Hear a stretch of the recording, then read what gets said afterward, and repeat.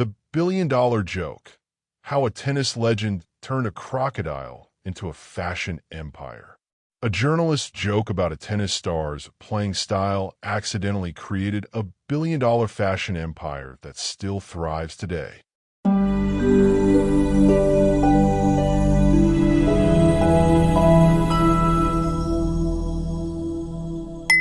Have you ever made a joke that unexpectedly changed your entire life?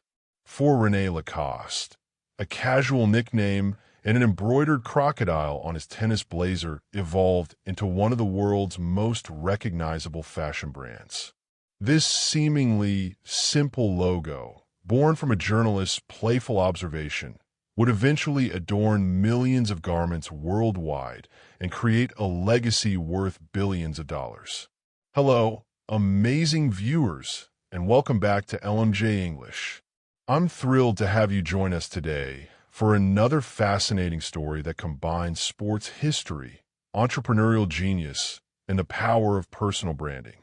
Today, we're diving into the remarkable journey of René Lacoste, from tennis courts to fashion runways, from athlete to innovator, and from a playful nickname to a global empire.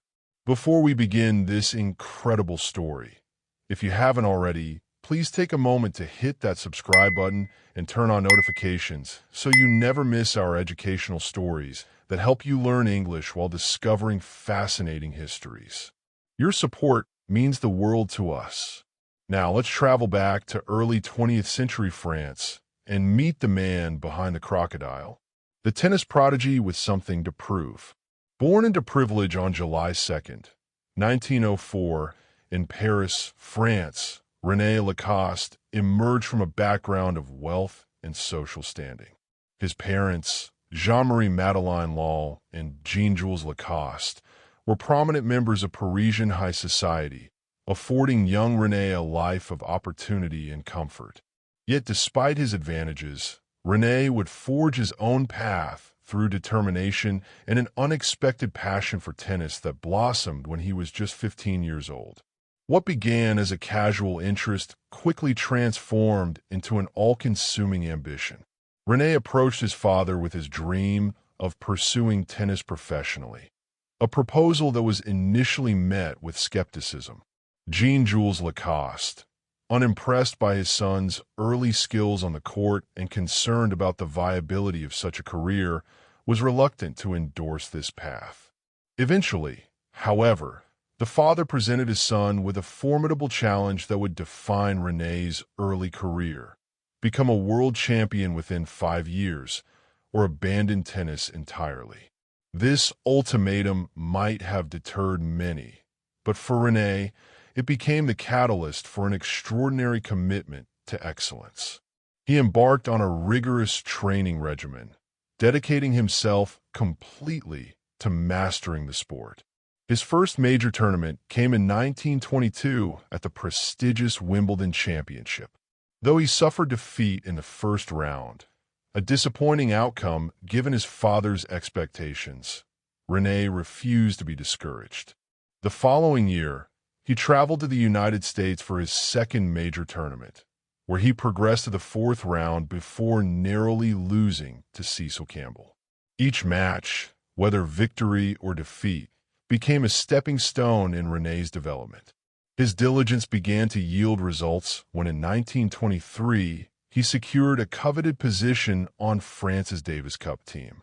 Alongside Jean Barotra, Jacques Brugnon, and Henri Cochet, René formed part of a formidable quartet that tennis enthusiasts affectionately dubbed the Four Musketeers, a reference that perfectly captured their fighting spirit and camaraderie on the court. By 1925, René had ascended to his first major final at Wimbledon, though he lost to fellow musketeer Jean Barotra. This defeat only intensified his determination, and later that year, Lacoste claimed the French championship title. The following year brought sweet redemption when René faced Barotra again in the Wimbledon finals and emerged victorious, finally proving his worth to his once skeptical father. His meteoric rise continued when he won the U.S. National Championship in September 1926, defeating Jean Barotra once more and earning the prestigious ranking of world #1 tennis player by the Daily Telegraph. René's tennis legacy would extend beyond his playing achievements. Ever the innovator, he invented the tennis ball machine to perfect his practice sessions, revolutionizing how players could train. His dedication to improvement, both personal and for the sport itself, distinguished him as not merely a champion, but a visionary who would soon transcend the boundaries of athletic achievement and venture into territories no tennis player had explored before. A nickname that changed everything. The pivotal moment in René Lacoste's journey from tennis champion to fashion icon occurred during the 1926 Davis Cup. The French team had reached the prestigious World Group Final, where they faced the formidable American squad led by Bill Tilden, a player renowned for his seemingly unbeatable winning streak. The tennis world watched with bated breath as René prepared to face this titan of the sport. What happened next would become legendary in both sports and business history. Against all odds and expert predictions, René defeated Bill Tilden in their match, pulling off what commentators described as a stunning upset. Though the French team ultimately lost the final, René's individual victory over the American champion sent shockwaves through the tennis community and caught the attention of American journalists covering the tournament. These journalists, keenly observing René's distinctive playing style, noted something unusual about his approach to the game. Unlike many of his contemporaries, René moved around the court with a unique combination of patience and calculated aggression. He would lurk at the back of the court, seemingly passive, before suddenly striking with precision and power. He never surrendered a point without a fight, pursuing every ball with remarkable tenacity and technical finesse. This distinctive style, slithering around the court and refusing to release his prey, inspired American reporters to nickname him the Crocodile. Far from being offended by this animal comparison, René embraced the moniker wholeheartedly. The nickname traveled back to France with him, where it quickly caught on among tennis fans and the sporting press. René himself admitted that he felt the crocodile perfectly symbolized his tenacity on the court and his refusal to abandon pursuit of victory, characteristics that had enabled him to defeat even the most accomplished opponents like Tilden. The nickname gained even more significance when, during a crucial Davis Cup match, the team captain made a playful promise to René: win the match, and he would receive a crocodile skin suitcase as a reward. Motivated by this offer, René delivered another spectacular performance and indeed claimed victory. True to his word, the captain commissioned the luxurious suitcase, but something even more valuable emerged from this episode. Robert George, a talented designer, created a signature crocodile emblem and embroidered it onto René's tennis blazer. The first time René wore this blazer courtside with its distinctive crocodile patch, it immediately drew attention. There is something compelling about the simple yet distinctive logo: a small crocodile with its mouth open, tail curved, positioned prominently on the breast of the blazer.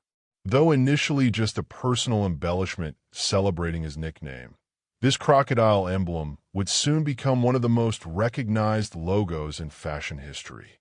René continued wearing his crocodile-adorned blazer to every game, establishing a visual signature that became increasingly associated with his success and distinctive style.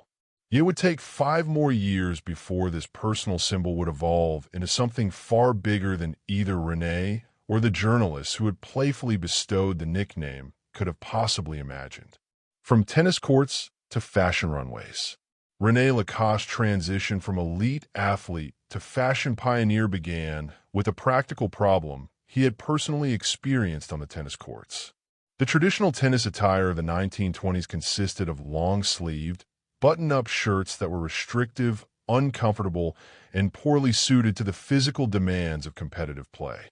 These formal garments limited players' range of motion and became uncomfortably hot during intense matches, affecting performance when it mattered most.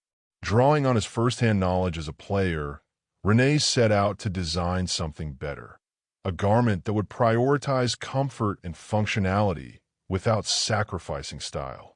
His solution was revolutionary, a short-sleeved, lightweight jersey knit shirt that allowed for greater movement and breathability. This design would eventually become what we now recognize as the modern tennis uniform, but at the time, it represented a dramatic departure from established norms. The pivotal moment in transforming René's innovation from personal solution to commercial venture came in 1933. That year, René approached André Gillier, who owned the largest French knitwear manufacturing company of the era. René proposed a collaboration. Gillier would produce shirts according to René's innovative design, complete with the crocodile emblem that had become René's personal signature. The businessman recognized the potential in both the design and in René's celebrity as a champion athlete. Their agreement led to the official establishment of La Société Chemise Lacoste, with René serving as the natural brand ambassador. The tennis champion began wearing these specially manufactured shirts during his matches, providing the fledgling brand with the most authentic form of advertising possible. Other players and tennis enthusiasts quickly noticed the practical advantages of René's design, creating initial demand among a specialized market of sports enthusiasts. What made the Lacoste shirt truly revolutionary was its complete reimagining of athletic wear. Instead of adapting formal attire for sports use, René had designed purpose-built sportswear from the ground up. The jersey knit fabric provided stretch and comfort, while the short sleeves allowed for unrestricted arm movement, crucial for powerful serves and returns. The soft, unstarched collar could be turned up to protect the neck from the sun, yet looked presentable enough to meet the still strict dress codes of tennis clubs. Perhaps most importantly, each shirt featured the now iconic embroidered crocodile logo on the breast, the first instance of a visible designer logo on the exterior of a garment. This seemingly small detail would later revolutionize fashion marketing, as the logo transformed the shirt from a mere article of clothing into a status symbol and visual statement about the wearer. Initially, Lacoste produced only white shirts, maintaining the traditional color scheme of tennis attire. But the company's distinctive design and growing reputation for quality laid the groundwork for expansion beyond the tennis community. What had begun as a practical solution to an athlete's problem was gradually evolving into something that would transcend sports entirely, a fashion statement that carried associations of leisure, sophistication, and athletic prowess, even when worn far from any tennis court. Building an international fashion empire. By the late 1940s, Lacoste had established itself as a respected sportswear brand in France. But René and his business partners recognized an enormous untapped opportunity across the Atlantic. The American market, with its growing post-war prosperity and increasing interest in leisure activities, presented the perfect environment for expansion. In 1950, Lacoste entered into a strategic partnership with Izod, an established American clothing manufacturer, creating the joint brand Izod Lacoste to introduce the crocodile to American consumers. This partnership marked a significant turning point for the company, as it coincided with a major product innovation. Until then, Lacoste had primarily produced white shirts, adhering to tennis traditions. Now, under the Izod Lacoste banner, the company began manufacturing polo shirts in a rainbow of vibrant colors. This expansion of the color palette transformed the Lacoste shirt from specific sportswear into versatile casual attire suitable for various settings and personal styles. The impact was remarkable. By the 1970s, Izod Lacoste shirts had achieved mainstream popularity throughout the United States. The distinctive crocodile emblem became a widely recognized status symbol, adorning the chests of not just tennis players but college students, suburban professionals, and fashion-conscious consumers across America. The simple polo shirt had evolved into a cultural phenomenon that signaled a certain lifestyle, active, affluent, and tastefully casual. This success naturally invited competition. In 1977, a rival sportswear brand called La Tigra emerged in the American market, attempting to capitalize on the animal logo concept with their own predatory cat emblem. Despite similar products and marketing approaches, La Tigra and other imitators struggled to dethrone Lacoste from its dominant position. The original Crocodile had established such strong brand recognition and customer loyalty that competitors found it difficult to break through. Even as the clothing line flourished, René Lacoste himself never stopped innovating. Though he had retired from professional tennis in 1932, his inventive spirit remained active. In the 1960s, he designed a revolutionary steel tennis racket that was adopted by top players like Jimmy Connors, further cementing Lacoste's association with tennis excellence and technical innovation. This expanded the company's territory beyond apparel into sports equipment, broadening the brand's presence in the athletic marketplace. The Lacoste-Azad partnership continued to thrive through the 1970s and 1980s, though a branding challenge emerged as many American teenagers began referring to the shirts simply as Azads rather than Lacoste, or even Azad Lacoste. Despite this dilution of name recognition, the partnership remained financially successful until Crystal Brands, Azad's parent company, encountered financial difficulties from unrelated business ventures. By 1993, after a complicated series of transactions during Crystal's debt restructuring, Lacoste regained exclusive rights to distribute its products under its own name in the United States. This reclamation of brand identity coincided with another victory when Lacoste finally resolved a lengthy trademark dispute with a Chinese company also using the name Crocodile. With these legal and business challenges addressed, Lacoste was positioned to enter a new era of global growth under unified branding. But it would do so without its legendary founder, who was nearing the end of his remarkable life. Legacy and reinvention for a new era. On October 12, 1996, the world bid farewell to René Lacoste, who passed away at the age of 92. His death marked the end of an extraordinary life that had spanned almost the entire 20th century, from the Belle Époque of pre-war Paris to the digital dawn of the 1990s. René had witnessed his personal symbol transform from a simple embroidered crocodile on a tennis blazer into one of the most recognized logos in global fashion. The company he founded mourned its creator, but faced the future with the determination to honor his legacy through continued innovation and growth. By this time, leadership of the company had already transitioned to a new generation. René's son, Bernard Lacoste, had taken the reins in 1964 and guided the brand through decades of expansion.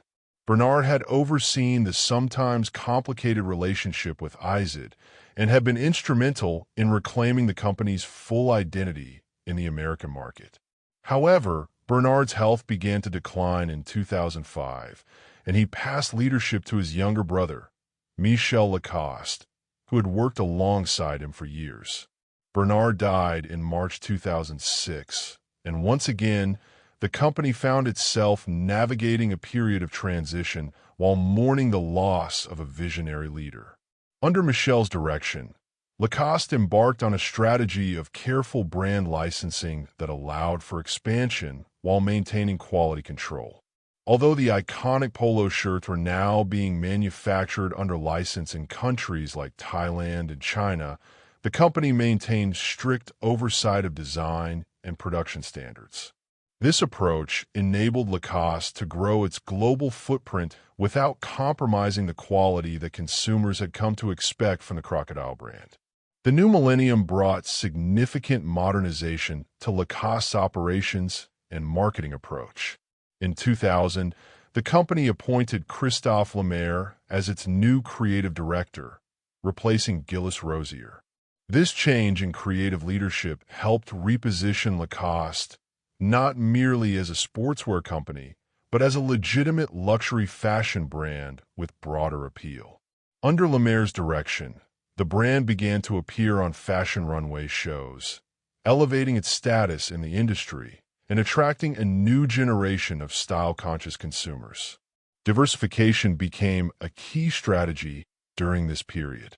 Lacoste expanded well beyond its original polo shirts to create comprehensive lifestyle collections encompassing footwear, eyewear, leather goods, lingerie, perfume, towels, and watches.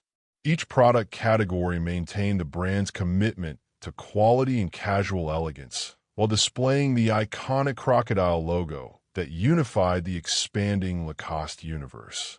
The digital revolution did not leave Lacoste behind.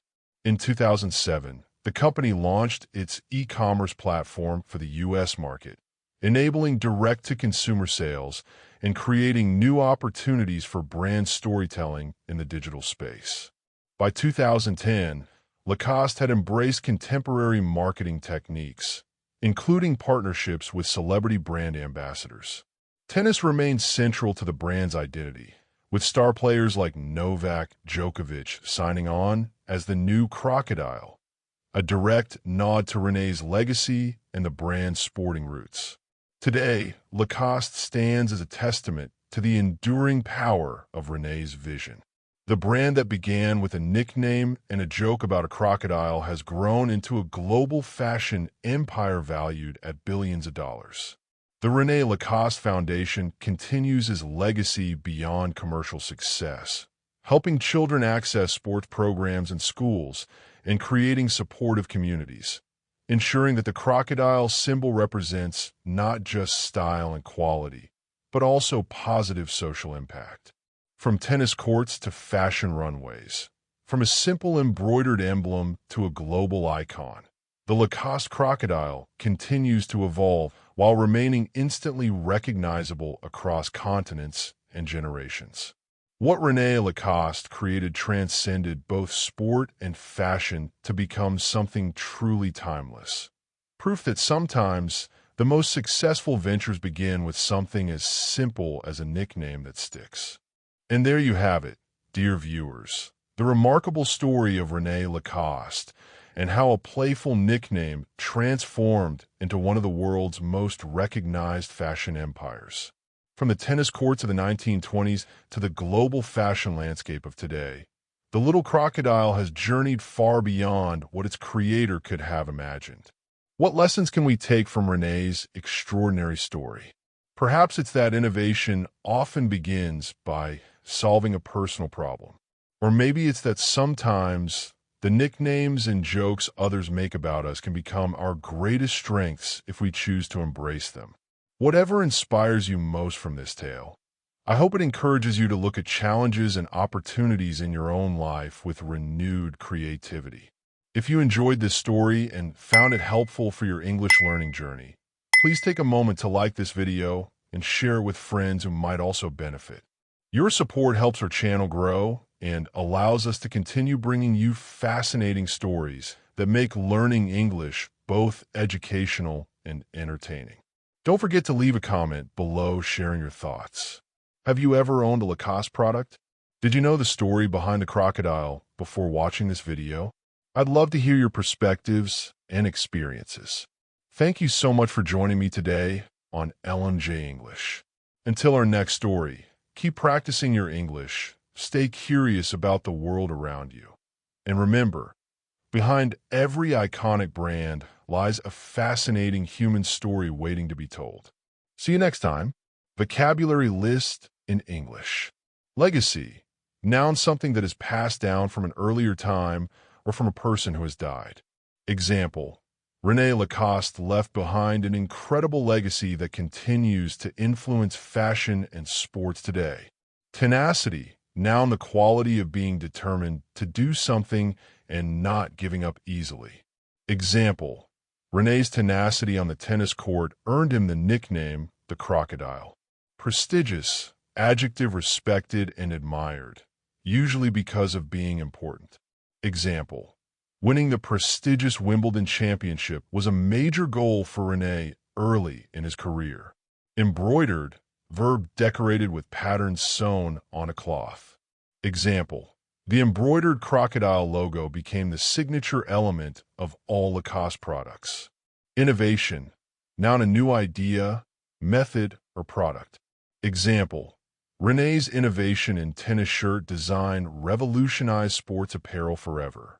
Diversification, noun, the process of starting to include more different types or things. Example, the diversification of Lacoste's product line beyond clothing helped establish it as a lifestyle brand. Phenomenal, adjective, extremely successful or special, especially in a surprising way. Example, René's phenomenal play against Bill Tilden shocked the tennis world and cemented his reputation. Ambassador, noun, someone who represents or promotes a specified activity. Example, René served as the first brand ambassador for Lacoste, wearing his own designs during matches. Revolutionized, verb, to completely change something so that it is much better. Example, Lacoste revolutionized sports clothing by creating the first short-sleeved polo shirt. Formidable, adjective, strong and powerful, difficult to defeat or overcome.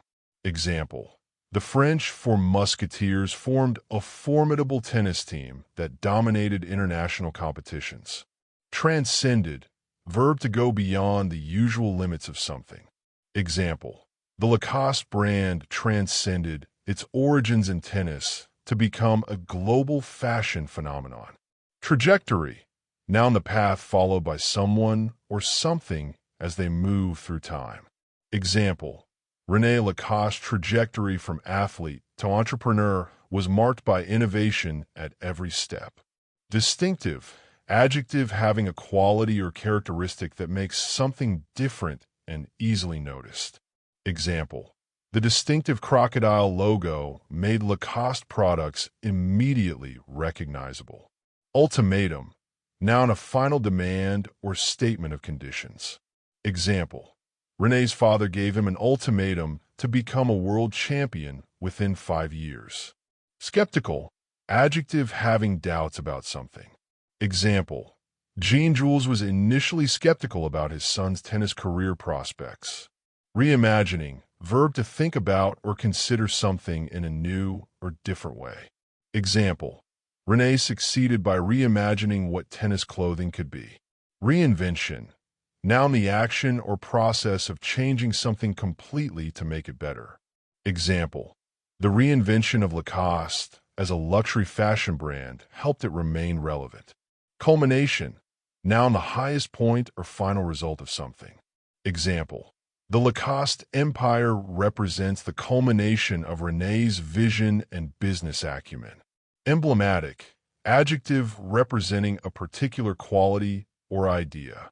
Example, the crocodile logo became emblematic of both sporty elegance and quality craftsmanship.